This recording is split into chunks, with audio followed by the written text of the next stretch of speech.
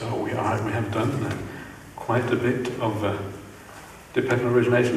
We only done 4 factors out of 12, but actually we've done the most profound ones, the most difficult ones, and a lot of what remains is really just repetition of what we have done so far. So we've done what really kind of the core essence of this thing, and now we will have a look at the rest, which should be relatively quick compared to what we have done so far. I've got all the questions here. I will do the questions this evening, so if you have more questions, please continue writing them. So, yeah, we'll just see what happens with those later on. Okay, so that is all about Nama-rupa, name and form, experience and consciousness, and how they condition each other. One of the similes used in the sutras is a simile of 2 sheaves of straw, and 2 sheaves of straw leaning against each other, and they only stand up if they're both leaning against each other. If you take one away, the other one falls away as well. And just the idea that they cannot exist independently is really the idea of that metaphor, of that simile. So then, once we have established consciousness together with Nama-rupa, experience and the content of experience and awareness itself, then the rest comes from that. And what the first thing that comes from that, according to dependent arising, are the 6 sense bases. The 6 sense bases being the 6 senses, and these are a natural part, in a sense, of the world of experience, right? We cannot experience things without the 6 sense bases, and they are part and parcel of this thing we call Nama-rupa. So, yeah. So they are basically just an extension of the idea of Nama-rupa, and then because we have 6 sense bases, because that allows us to contact the world, to get information from the world, to experience the world, happens through the 6 senses, then the result of the 6 sense bases is contact itself. Contact is nothing other than experiencing the world, right? So when you contact the world, that is what is meant here. It comes through the 6 senses, and then it also goes to the mind itself. That's what contact is, just the availability of sensual input, so you can actually experience the world outside of you. So contact is, I think, one of the fairly important factors in dependent origination. And it is probably good to talk a little bit about what that means and how it actually works, and how that affects our inner life. And there's 2 aspects to contact. Contact, of course, it needs a sense base, right? You have to have, the sense has to be there. So you have an eye, and you have the whole apparatus around the eye, which allows the signal from the eye to reach your brain and all this kind of stuff. That's kind of what is called the chakundriya, chakku indriya, which is the faculty of seeing, the ability to see itself. But then there is another aspect to this whole thing called contact. That's just the physical aspect of contact, but there's also a mental aspect. When you see something, not only does it have to go through the eye, through the apparatus of seeing things, but it also has to be interpreted by the mind, right?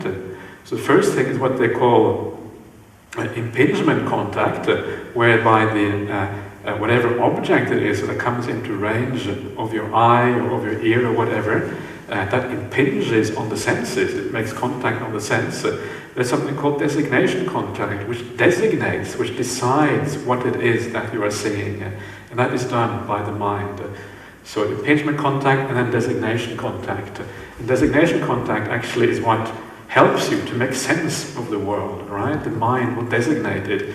You know, we were talking about before, a person can be designated as friend, or enemy, or neutral, or maybe something completely different, right? This is designation contact. Or just what you're seeing around you. You're designating things, you know, you're seeing chairs and cushions and carpets and whatever else it is. And this is the mind doing its work on the basic impingement on the senses. And that, of course, is is interesting, because what that means is that contact is not just a passive reception of something. It's not a passively receiving the world from the outside and then being aware of that. It is an activity that we do on the impingement itself, on the contact, on the world itself. So we are operating on that world. We have a say in how we are experiencing the world. Depending on how we have been conditioned as people, we experience the world in different ways. No two people experience the world in exactly the same way. And I'm sure you all, it's very obvious, right? We all know that that's the case. Sometimes you like one person and somebody else don't like them, or for somebody else they're neutral, right? We experience things in very different ways. And that is because the mind, the mentality which receives that contact through the senses will work differently on that object depending on the makeup of that mind. So if your consciousness is at, talking about before about consciousness being at different levels, right? So if your consciousness is like a low level, you're kind of an angry, resentful person, right? And you're kind of fed up with the world and you're angry with everybody. Sometimes you meet people like that who really have a grudge against the world. And you can see how you can get into that perception, right? If you start looking at all the faults all the time, you can see why people get into that kind of idea. Sometimes we all feel a bit like that, right? And if you could develop that, eventually you will have a grudge against everything. That's just the way the mind works. Of course, when they see people, they will tend to see bad things. They will tend to see negative things. When they see the world, when they see whatever, they will see things in a darker way. The lower your level of consciousness is, the less beautiful the world is. The less dull everything seems, the less boring everything seems, the less colorful are the colors, the less beautiful are the shapes. Everything is kind of reduced as a consequence of your mental state. But if you are more of a happy kind of character, you see the positive in other people, you see the positive in the world, and if you do see somebody negative, you are forgiving, and you are compassionate, and you are understanding instead. If you have positive mental qualities, your consciousness is at a higher level. The way you receive the input through the senses is different. And the world actually looks like a more beautiful place, right? Everything looks more beautiful. People look more friendly. The colors are more powerful. The roses are more beautiful. The sky is more blue, right? Everything kind of comes out. And you may have experienced that yourself if you come out of a meditation which is peaceful or whatever, or quite deeper than your normal state of consciousness. When you come out, things actually look better. The world is the sounds are more beautiful. Everything is better around you. And this is what we're doing here. So contact is not a passive thing. Contact is actually a creative act on our part. And we are creating our experience when we contact the world as such. And that's actually nice, right? That's actually quite good, because it means that we can take some responsibility for how we experience the world. If we realize that this is the case, by developing ourselves, we actually see the world in a more beautiful way. And it's not as if we are just passive recipients of all the badness in the world. No, we are actually creating the world right now by how we develop our minds.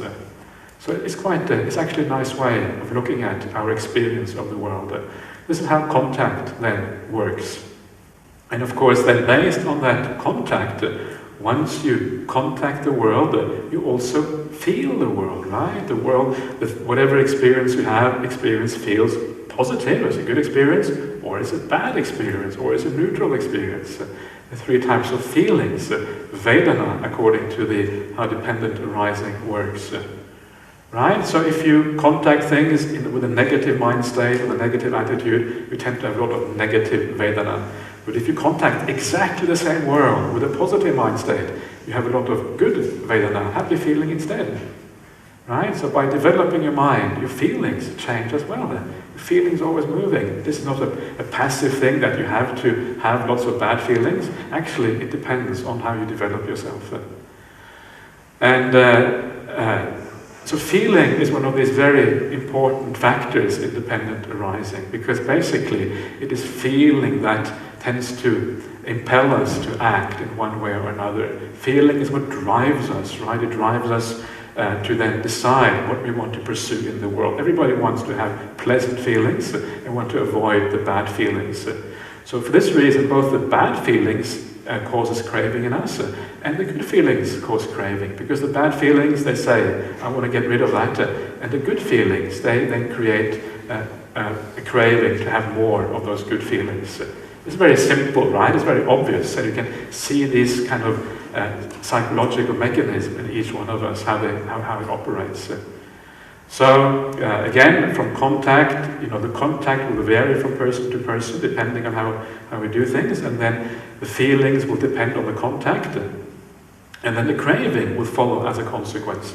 So if you experience many good feelings, the craving will be different from the person who experienced many bad feelings, for example. But in either case, it is craving. And then you crave for things, you desire things, and because you desire things, you want to manipulate the world around you to be able to fulfill those desires, be able to satisfy those desires. Desires want to be satisfied, and the way we do that is through the next factor of the path, which is upadana, often translated as clinging. It can also be translated as attachment. Another way of translating it is simply as taking up, right? We take things up, we start to do things. It can be taking up Buddhism, right? It's always interesting, why is anyone a Buddhist? Why are you interested in Buddhist teachings? Basically, it's because you think there's some happiness to be had in Buddhism, right? That's the reason. Otherwise, you wouldn't be here. If you thought Buddhism was a lot of rubbish and just full of suffering, you wouldn't bother with being a Buddhist. So that is also just one of those taking up. You take up the Buddhist teachings. And sometimes what you get from the Buddhist teachings are very different from what you thought when you started out. That's certainly the case for me. When I started out, I thought, yeah, this sounds cool, right? I'll try this out. And over the years, my view of what Buddhism is has really changed enormously. And it's still changing to the present day, and it changes all the way till you reach full awakening. So this changes along the way. But anything we take up, right? You take up living in a house.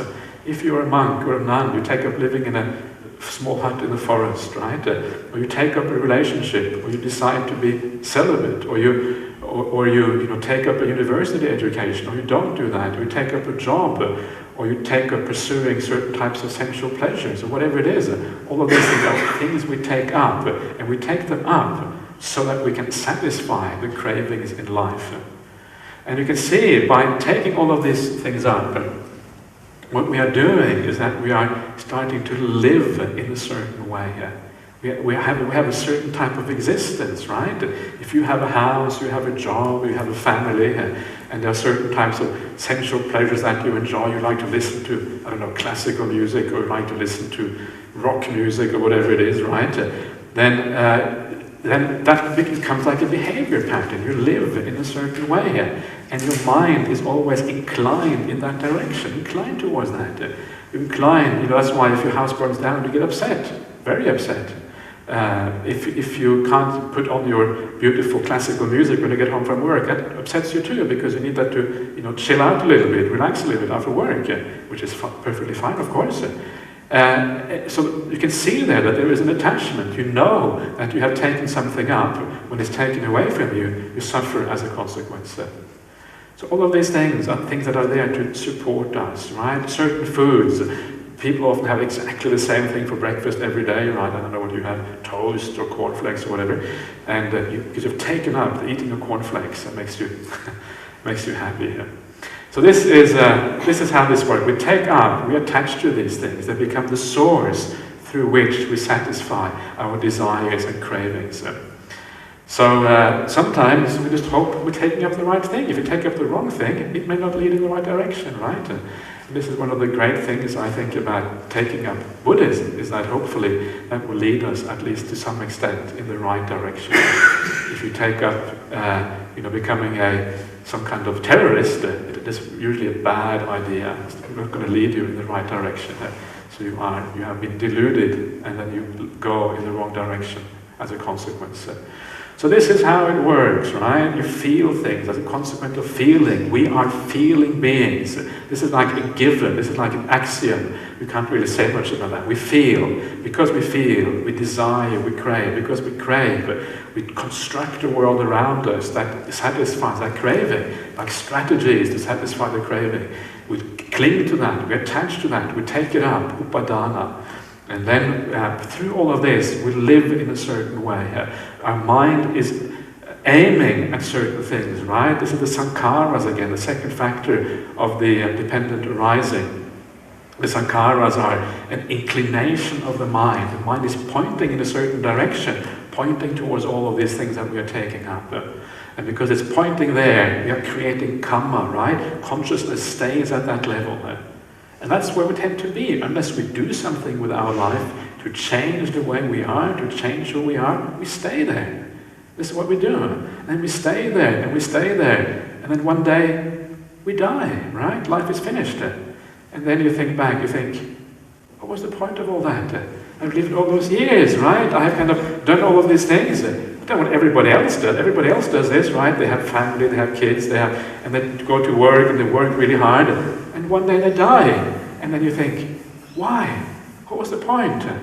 Did I do this just because everybody else does it? What was the point of all this? And I think that's what many people feel when they pass away. They wonder what life was all about. What was, why did I do all of these things? And this is one of the things I think that anybody who is practicing some aspect of spirituality, of self-development, of improving themselves, they want to avoid that. They want to actually go somewhere in their life. They want to be a different person when they die than when they started out. So they don't sit there on the deathbed thinking, why, what is this all about? And it kind of leaves you with this empty feeling inside, right? You haven't really spent your life in a useful way. You haven't gone anywhere. You're the same person when you pass away as when you started out. It's not a good feeling, it's kind of an empty feeling. And then this is exactly, I think, what we try to avoid. And this is what we're doing here in dependent origination. We're trying to change our bhava, the existence. We try to, instead of just being stuck in a particular way of existing, which is this 10th factor of dependent arising, we try to change that, to become different, to lift ourselves up, to exist in a new way, to incline towards new things that are more wholesome, that are better, that are more fulfilling, more complete, which, we give up this feeling of always being inadequate or having this craving or this itch inside of us, which is always there and always problematic. And you move towards something more better instead. This is what life is all about, right? As far as I can see, that's what life really is all about. It is so easy to kind of get drawn into the mainstream of society and do what everybody else does. And it's so easy to kind of get stuck in that, unless there's something which kind of pulls you out and draws you in a different direction. I remember when I became a monk, and my parents were aghast, right? What are you doing with your life? You must be, you're crazy. You have everything in life. You have a good education. You have, absolutely everything. We've kind of helped you along the way, and everything is well. My family is not poor or anything like that. So it's like, why? And but because they were kind of expecting that I would do what everybody else does, right? And then they could have grandkids and all those kind of things. Very, very happy. Fortunately, I have a brother and sisters that have sorted that part out, so that's fine. But the strange thing is that although my parents, my brother, he was always very supportive, but my parents, although they were very kind of upset initially, and they really didn't understand what I was doing. They didn't know anything about Buddhism. They thought I was disappearing into some kind of cult, to be brainwashed or whatever, never see me again for the rest of their life, something like that. But once they started to understand what Buddhism was about, took a long time, took a very long time, but once they started to understand, they changed completely, right? And today, I would say my parents are basically Buddhist. I mean, if you ask them, they might not say that they are Buddhist, but essentially, they come to me and ask me questions about the Dhamma, about how to meditate and all those kind of things. And I'm sort of taken a bit aback when that happens. But it's actually very nice, because this is one of the things it says in the suttas. It's a great blessing to have a child who goes forth and becomes a monk or a nun, because it affects everybody, and it affects the people closest to you more than anyone else, precisely because they're close to you. So these days, that has changed so dramatically, so enormously. Sometimes you need a shock in your life. When you get that shock, it kind of wakes you up. When you get a son who becomes a monk, wait a minute, what's going on here? And it wakes you up, right? And your life takes a turn for the better as a consequence of that. So if you ever have a child who wants to become a monk or nun, or a parent perhaps, whatever it is, don't discourage it. Think, wow, great, this is going to be a resource, right, for the family and for everybody else. What a wonderful thing that is. We need more such people in the world. So be very positive about that. I have just seen the transformation in my family. It's been absolutely astonishing. It's very positive and very encouraging when that happens. And then, of course, we don't die, right, feeling, whoa, what was this all about? We feel we have fulfilled the purpose of life. We have actually done something with our life that was worthwhile. And because of that, we die contented, we die pleased with ourselves, we haven't wasted our time. And that is so important. And then, because you have changed your status, right, lifted up your consciousness and your mind, then when you get reborn in the next life, jati, 11th factor of dependent arising, when that jati happens, then you get reborn again according to that state of consciousness that you have developed. This is the same principle I was talking about before at the beginning of dependent origination. Exactly the same principle. And you get reborn. And what is the definition of being reborn? It does not mean kind of, you get reborn into some different level of mind or anything like that. You get reborn, into kind of a mental hell or a mental heaven. It does not mean that. Whatever some people might say, what it means is quite clearly. It says in the suttas here that it means reborn as a bird in the order of birds, reborn as a human in the order of humans, reborn as a deva in the order of devas. It means ordinary and rebirth. It doesn't mean anything else. Not some kind of metaphor or some kind of something like that at all. It's a literal meaning. And when you get reborn, what happens? You become old and you die, right? And you take up this whole dukkha khanda, the whole pile of suffering that comes as a consequence of that. That is what it says there. The whole mass of suffering originates as a result of being born into the world. And what is that mass of suffering? It is just the 5 khandhas, just the 5 personality groups, and nothing apart from that. And those personality groups will ebb and flow depending on how you live your life.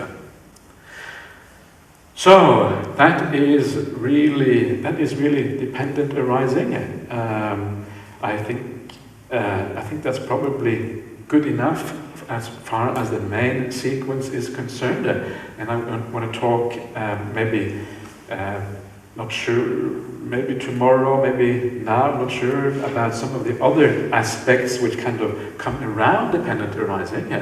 But this is the main thing. So just to remind you, what this shows you, it shows you very simply that if you have delusion in the mind, if you have a certain amount of ignorance, it must lead to suffering as a consequence, via rebirth. The idea of rebirth is fundamental here.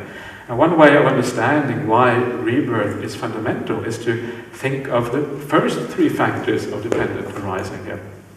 In the first 3 factors you have ignorance. Delusion leads to creation, right? It's creative forces in the mind. The creative forces then lead to consciousness. Now, the moment you end that delusion and you actually start to see things in the right way, then those creative forces also end. You don't create those forces anymore because you know that there's no way really to go. So those creative forces stop. When the creative forces stop, consciousness must stop.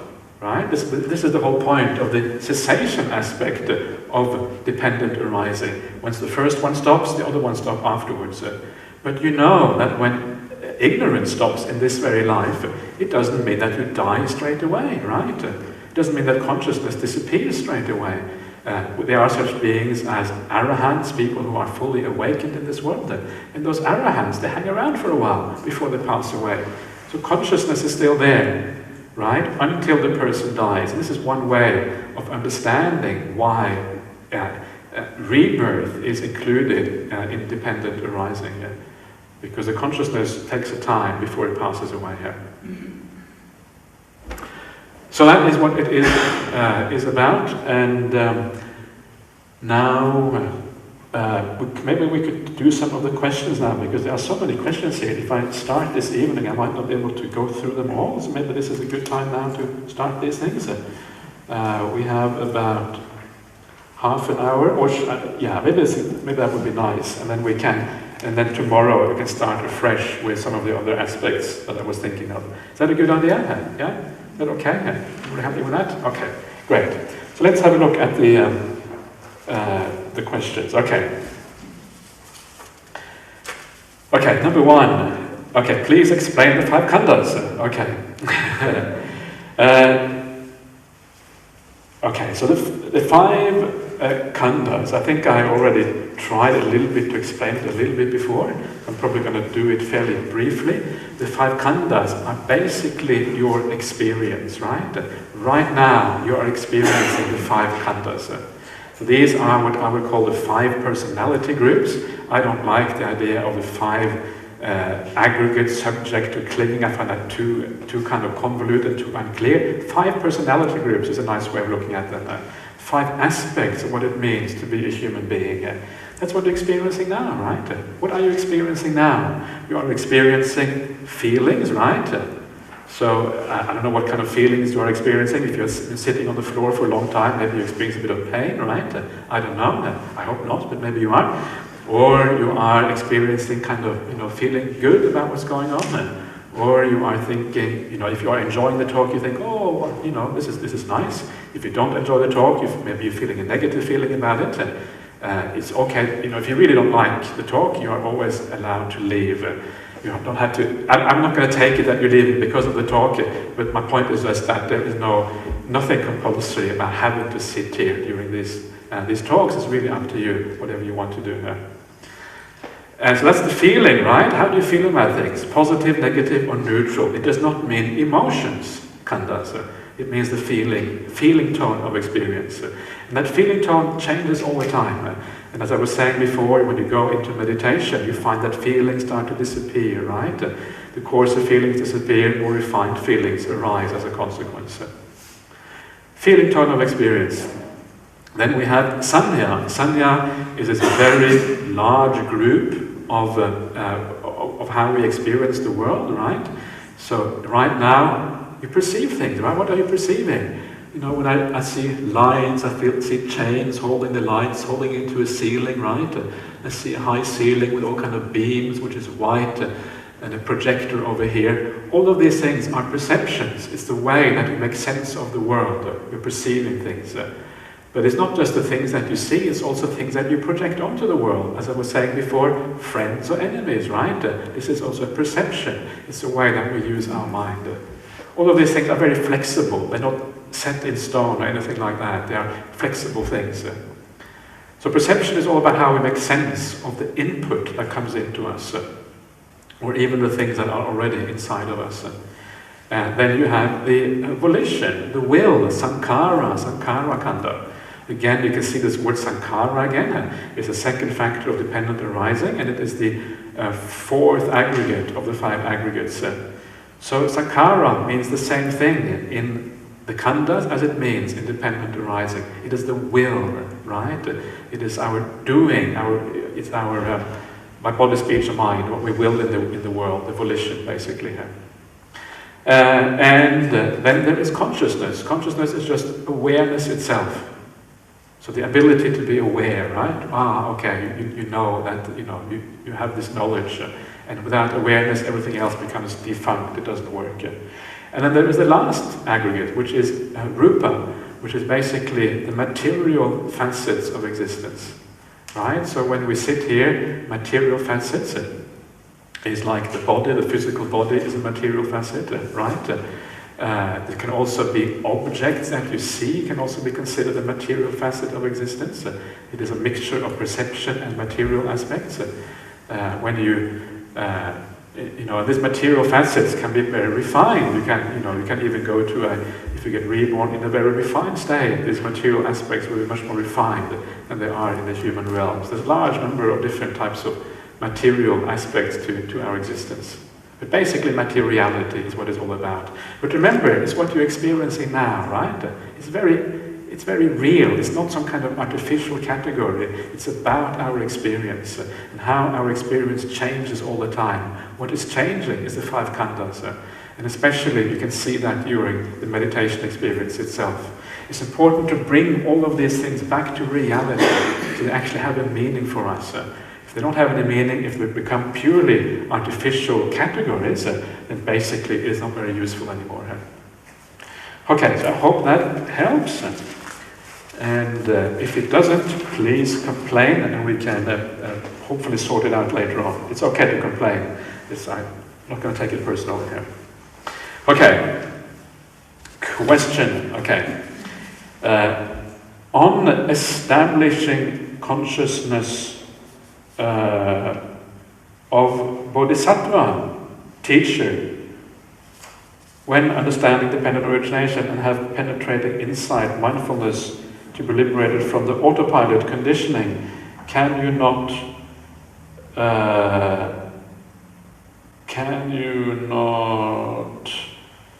use a team? Gee, this is this is hard to understand. Conditioning, can you not use anti-pattern liberate others without re-establishing consciousness?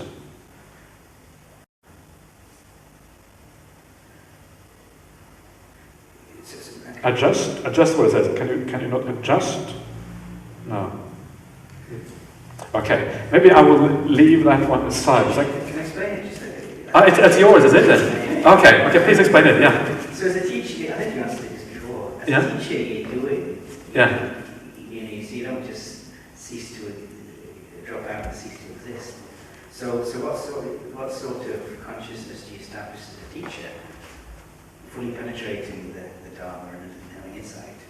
Okay, so you mean if you are a fully awakened person, that what you're talking about? Yeah. You're not ceasing to exist. Yeah.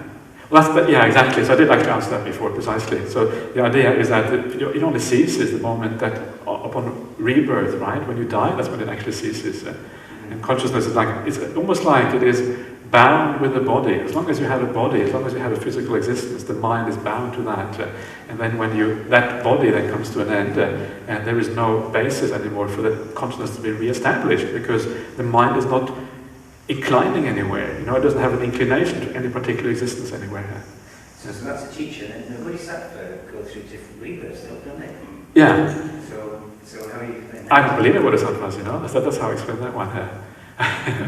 Now, the idea of a Bodhisattva is there are such things as Bodhisattvas also in the Theravada Buddhism, but basically it's a Mahayana idea. I don't really know all that much about Mahayana Buddhism, but there are different ways that these things are explained. They are explained in different ways depending on which kind of Mahayana teaching you go to and whether you go to Theravada teaching. So it really depends on the kind of branch of Buddhism and all these kind of things. But the Bodhisattva idea is based, sometimes it is said to be that you don't awaken at all, there's no awakening. So the Bodhisattva actually doesn't have these experiences.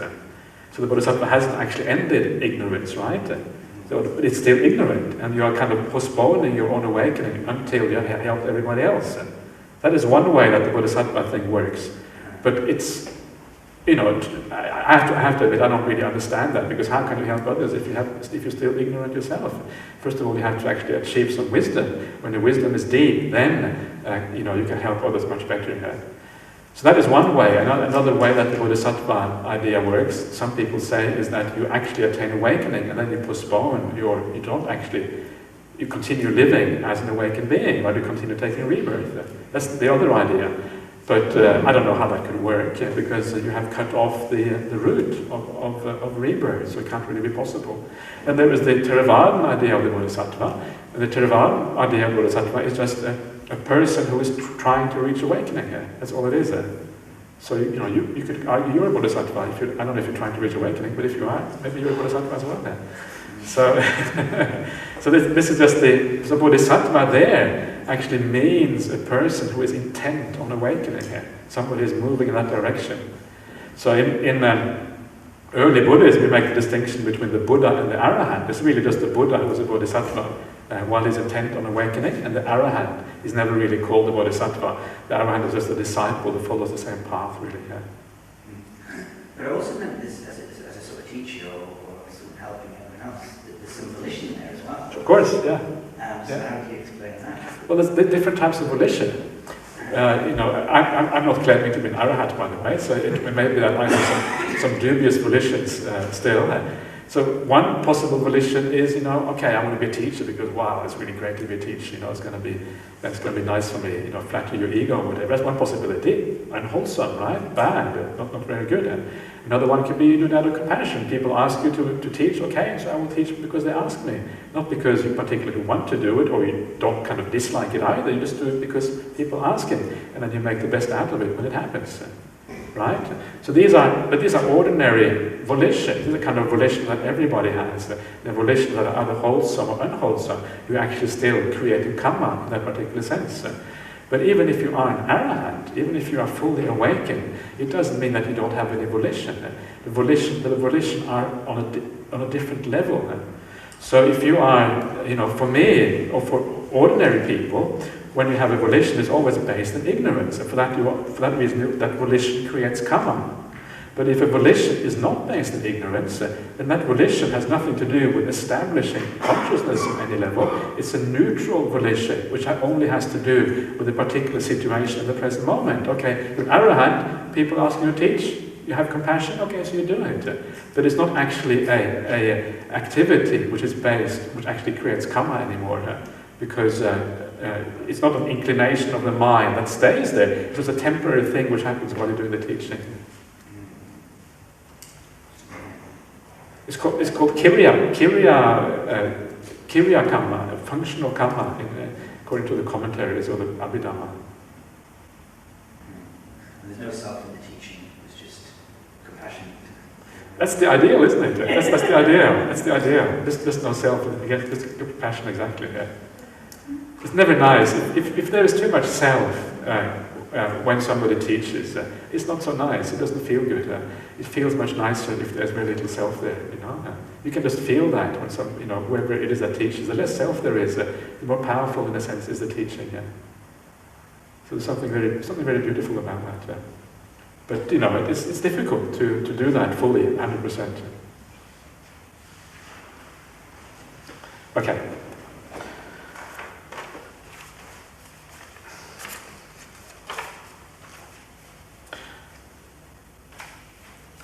Okay, so next question. Ajahn Brahmali, could you please explain whether right view automatically results from meditation? Do you get automatically right view?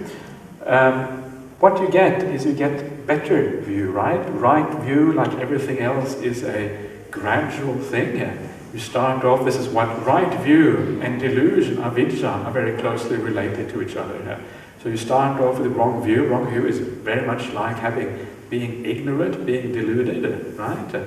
So you start off, and then as delusion subsides, because you're practicing the right way, because all the defilements are subsiding, of course your mind becomes more clear, and to that extent you actually have more right view, less delusion, more clarity about what is going on. That actually is more right view. So yes, if you meditate in the right way, it depends how you meditate, right? If you meditate thinking about, all kinds of things that you shouldn't think about while you meditate, and you end up more restless and more agitated than when you started out, of course, it is not going to give rise to more right view. But if the meditation is going in the right way, yes, it is doing that. So it's all about how it does. So the path of Buddhism is interesting because you are kind of moving more and more towards right view. You're getting more and more insight, right? Gradually. But then there also comes a point where you have the breakthrough and you make kind of a quantum leap, right? So it's both. People often ask, is enlightenment, is it gradual or is it instantaneous? And the reality is it's both gradual and instantaneous. You need to gradually develop the path until you reach a particular point where all the defilements are gone, and then when you eventually have that final insight, then it is instantaneous. You make this quantum leap, right? Wow. Now I understand it. There's a gradualness together with a quantum leap at the end. So right view is established slowly until finally, bang, it is established completely. You know, you look at the world in a different way after that.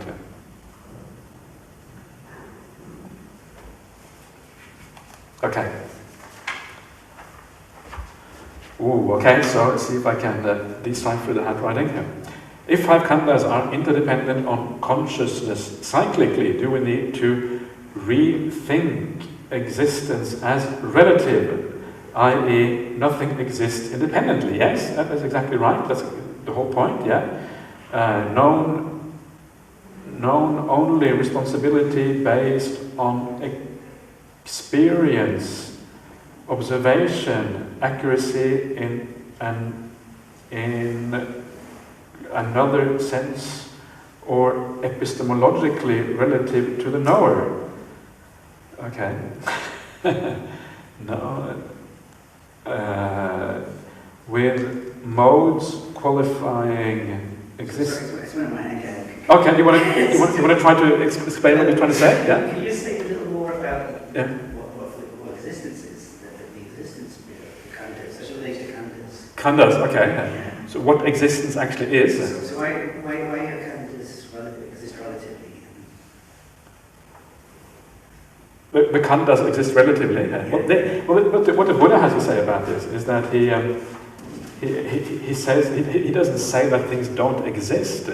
He said that they exist in a dependently arisen way. That's the whole point.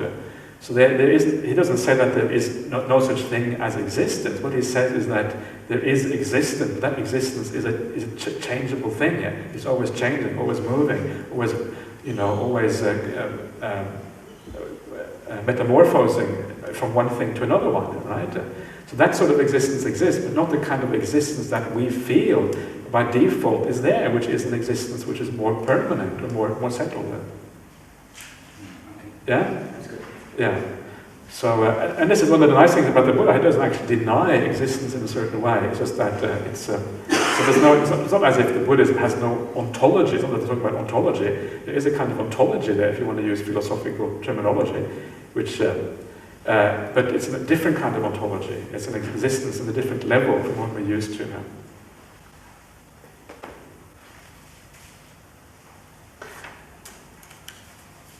Okay. This is another of your questions. I recognize your handwriting now, so you give it away. This one's pretty bad. Sorry? This one's a good one. It's a good one, is it? Okay. Question to understand. Essence. Existence again. Existence, is it? Cohesion versus completeness. Okay. If conditionality is necessary and sufficient between factors, is it also transitive on the subsequent factors? Is it transitive on the subsequent factors? What does that mean there? So does it, self-propagates from the first factor through all 12 factors? The self propagates? Yeah, so basically what I'm asking, is it useful to try and think of it cohesively as one factor depending on its predecessor? Or is it useful to think of the factors propagating throughout all the 12 factors? So an illusionary self will propagate through to craving, craving a false doctrine of self.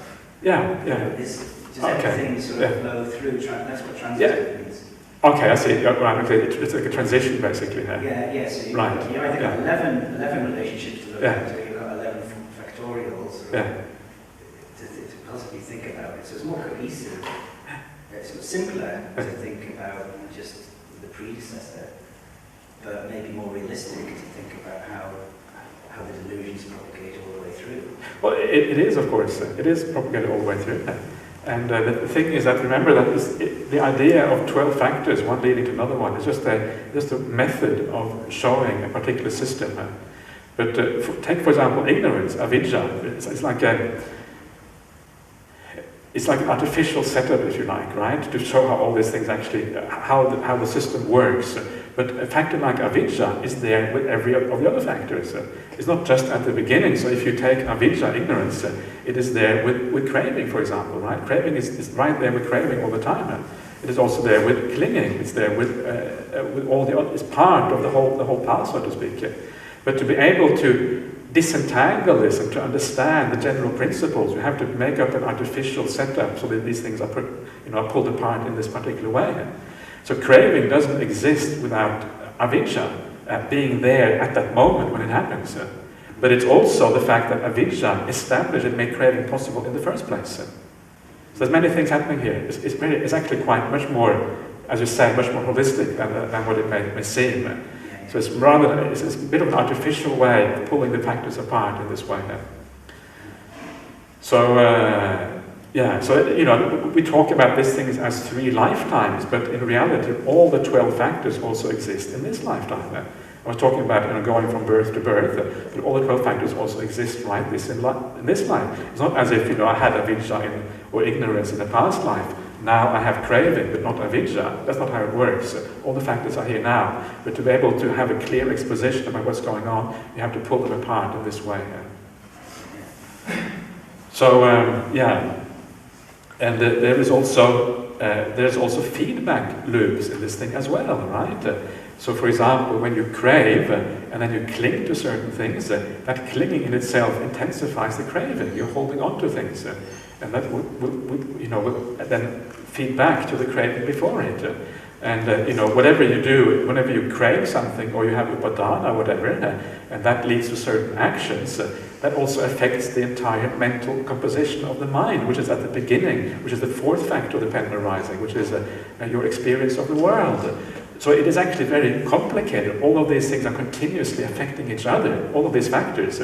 But to understand the basic principle, you have to pull them apart in this way. That's really what it is about. Yeah, so it's no wonder it was so funny, because of all these factors, different levels impacting on. Yeah, right, exactly. So that's why you have to be very careful, and you have to kind of focus on certain aspects of this. Otherwise, it just gets too complicated. So you have to focus on certain things that actually are useful, and that's what the Buddha is doing here. Was there anything more about in here? Or? Forget the rest. Forget the rest of it, yeah. Okay, very good.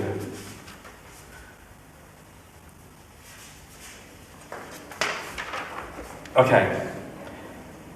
With no personal responsibility, everything is due to conditions. How is there personal karma?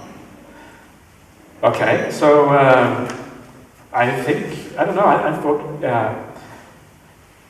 thought kind of sort of I had explained that, but I can maybe try again. So the idea is it is personal in the sense that there is a stream of consciousness, right? If you think about yourself in this life, who are you as a person?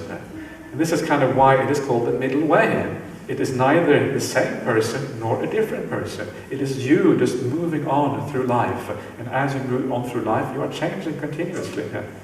Who are you in this life? In this life, are you the same person that you were 20 years ago, or are you a different person? And the reality is, it's a bit of both, right? You're a bit the same, a bit different. The body has certainly changed. The mind is changing all the time, right? You don't think in the same way now that you did 20 years ago, 30 years ago, or 10 years ago, or whatever it is. So in this very life, the way you are seeing yourself right now, there is changeability. And the idea is basically the same, right? Across lifetimes. It's exactly the same thing that happens across lifetimes.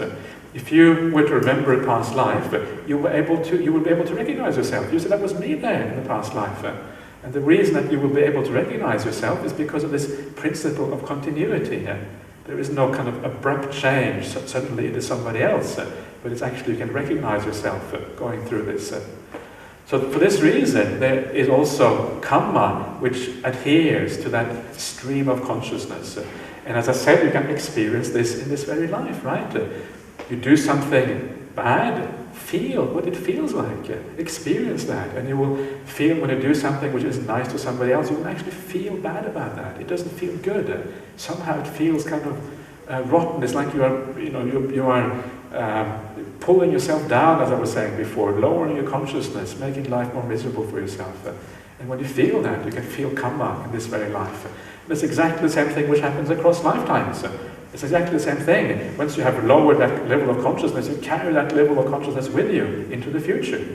And the force of those creative forces in the past, they have a certain force. And as long as that force is still operating, you will stay at that level until eventually that hold will kind of release. And that's where you can then get reborn in a higher existence again.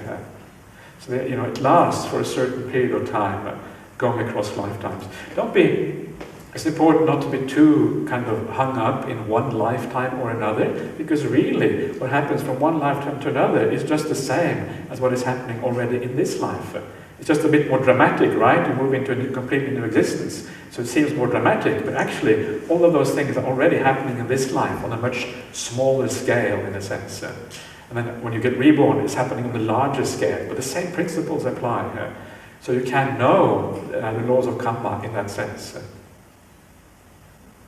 Yes? Maybe, perhaps, yeah. So that's the idea there. Okay, so let's do one more, and then let's call it just gonna take a break and then see what happens.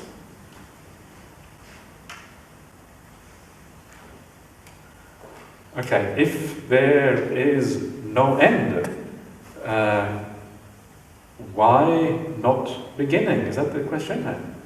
If there is no end, why not? If there is an end, okay, of course, if there is an end, why not a beginning?